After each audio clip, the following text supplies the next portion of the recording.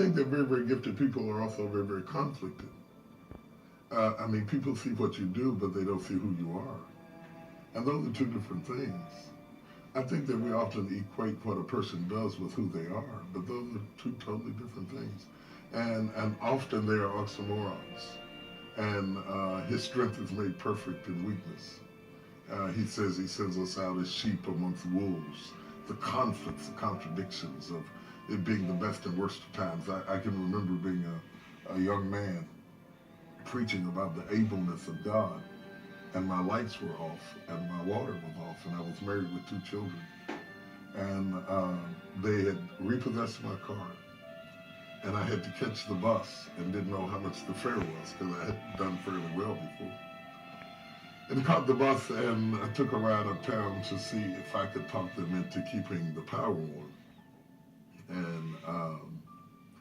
And I was not very successful. And in fact, the lady talked to me in the condescending way that people do when they have a little power over other people. She belittled me, berated me, and told me, my time was wasted. And I was so humiliated. And I walked out of the power company and tears started running down my face while I was walking. And I was just, once it started, it was just ripped and just like, people probably thought I was crazy. I walking down the street like, crying like at a funeral. And after several blocks of total frustration, I could hear the Lord speak in my spirit, probably one of the sweetest words I ever heard in my life. He says, I will not suffer thy foot to be moved. He knew I was a young man, young married man, young father, scared to death that I had these visions of being homeless and sleeping in boxes, and I was afraid. I'd lost my job working for a Union Carbide. They had shut down the plant, and my little church was, it's just 2 or 3 people. There was nothing there. And he said, I will not suffer thy foot to be moved. And I'd like to say that he fixed it, immediately, but he didn't.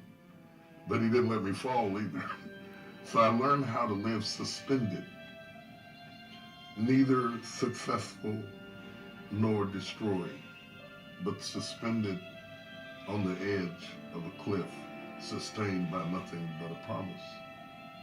But sometimes a promise is all you need to hold on to. And over time, the promise produced. But I learned how to hear God's voice when you're hysterical and when you're hurting, and that he is faithful, even when you are fearful.